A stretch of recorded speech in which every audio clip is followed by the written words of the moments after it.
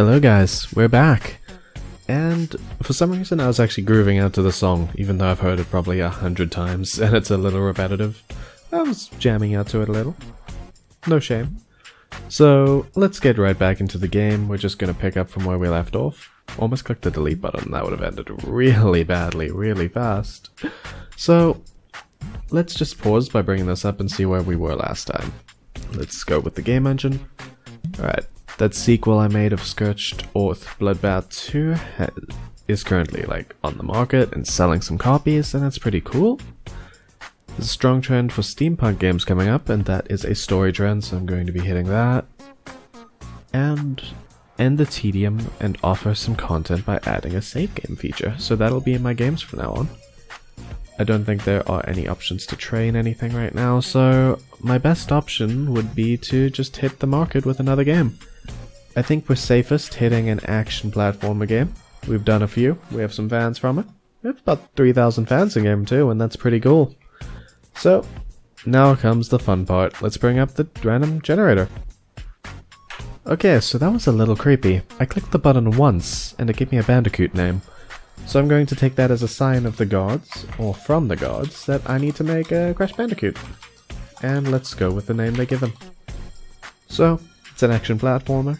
It's going to be on the Atari 5200 because I own the license and it's a great place for platformers to go. And I'm not going to be choosing a license, and I hate that clicking that button does that. I keep accidentally clicking the button like it's an option you can add to your own games, but it's not. A little bit of a silly place to put the button in general, but oh well. So, my last game. I have no idea what was wrong with this game, but let's take the last settings. And now, as you can see, that loads up my old template that I used last time, and now we can modify it. I'm pretty damn good at sound, so I might take away points from that. I know they must have hated the gameplay, it only has 3 notches, and that's a pretty important game to have that. So I just figured out that if you right-click something, it actually tells you... I right-click gameplay, and it tells you where, in what games, it's important in, so that's really, really cool. So I've actually just been looking over this and just deciding... where do I want to put all the points in? And this is just making me feel really good inside, really. I'm kind of hesitant about this score, but again, there's been so many things added as game developing options, so I don't know what to do. I'm actually a little hesitant on if this game is even going to do well, but I am hitting the steampunk trend, so I should be getting a lot of copies sold, at the very least, even if people hate me for it. I'm really tempted to reference some companies with that, but oh well. France, Germany, whoever the hell that is, I apologize. And Japan, why not? Those are the translations I'll be hitting, hit a couple countries, and then I'll pay for advertisements. Now, I know that my channel's been mostly Let's Look Ats and GamersGoMakers lately, so... what I'm thinking about doing is playing a bit of a special game. I watched someone play it a long time ago, but I never thought I would play it myself. But I think playing it on YouTube would be a pretty good time to do it, and that's playing Shantae and the Pirate's Curse. It's a remake of a really, really old game that used to be on the Game Boy. It might have been on consoles before that, but I played the Game Boy version. And I think I'm going to play that. It just seems like a good game to relax to, play over, and just give some dialogue. I can talk over it. And I really like games like that. The only thing about that game is, if you don't know, it's kind of a platformer game that you go through the story in. So there's going to be a little bit of story, a little bit of me talking. I'll probably be talking about things that go on in my life and whatever. Not like drama, just things that have come up, maybe even things in the news. Who knows what I'm going to talk about. And as usual, let's turn the case black. Probably the only customization I ever give any of these games. Now let's wait for the game to end. So, the game's coming to an end, and I was kind of blabbering on a bit earlier. So, let's just get back into things, and see how things go. The first review should come in. I haven't leveled anything up, sadly. I'd really like to see some training come up, but nothing's been up for a while. The average price of this kind of game is $20, so let's make it $20! Why wouldn't we? Now you have good enough reputation to look for a contract with a publisher. I thought I could already do that. Okay. You've got your first review. How's it going? Ooh, level design. That is a little low. But the game did a lot better than I thought it would. It scored better than our last game, to be honest, which is surprising because there were so many more options added. It's quite difficult to stay on top of the curve in this game. At least in my opinion, I often die out further into the game. So perhaps we should have paid more attention to level design. We could have taken that point out of, I was going to say game writing, but that is literally at 0. I can't take away any more points. I could maybe take away a point from AI and put that into level design. If anything is going to give, it's going to be that. Because gameplay is a little high here, but it's also extremely important to the game's scoring. So people care less if things lower down have lower scores. So, the Global Game Rating Association has been established. So basically, they test your game, and then they give it an age rating. I believe mine just said it was E for everyone, so that's pretty cool. I did put the sexual content and strong language down, but I kept the violence up. Crash Bandicoot wasn't exactly the most violent game, but I don't know. People like there to be violence in action platformers in this game at least, so I can understand that mostly, even in real life. So I'm just researching game design right now, I believe. No, world design. And then I'm not sure what I'm going to be making next. It's actually a bit of a tough one. I guess I'll be waiting for a trend to come up. Seriously, Cyberpunk came up again. The odds of that are very unlikely, so I guess I'll just make the same game again and do what I literally just said I was going to do.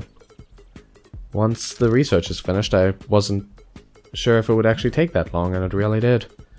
So, let's get the game out quickly. Action, platformer, and let's make it a remake again. Re-old Bandicoot Rescue. I almost forgot to add the 2. That would have been a little confusing for the audience. So, let's make the sequel. Use all the same options there. There's no reason to use anything else. And in here, I believe I can take away from the AI. Where is the AI? That is the AI, and add it to level design. Now I have 1 point left. I assume that means there's a new option here somewhere that I can add to. World design. I'm not sure if this is important. World design. I suppose it is in a platformer, but I'm not sure. We'll figure out by the time this game releases, and if it gets a worse score, that is unfortunate, but there's not much I can do about that. So I'm going to stick to my guns on what I do in here, though I will release it on more of a large scale now. Try and get more fans going in. And let's make it another Cyberpunk game as usual, because that's the trend again for some reason, and then I'll be right back with you when the game's done. So the game just completed, and I got another level up, and that really excites me. I haven't played any game or made any games that need game writing really, so I'm thinking I'm going to put this into user interface because that's pretty important. But at the same time, game engine is more important than everything. And then obviously gameplay is important as well. I'm going to put it into game engine and just hope that that pays off a little. Let's just do that. Advertise on both the magazine and the radio across every single country in the world, like we're some sort of spammer, and see what the review says. Hopefully, I'm hoping 80. 80 would be an improvement and would be quite good. It did way worse than the last one. I put down the AI and they're like, no man. No man, you need that AI. And I'm like, okay man. And what confuses me more is I got a lower score on gameplay this time. Even though I didn't put anything less into gameplay. Is that where that point came from? I don't know. I'm so confused. Apparently my game is rated M for mature. I put too many points into violence. It was a very violent game.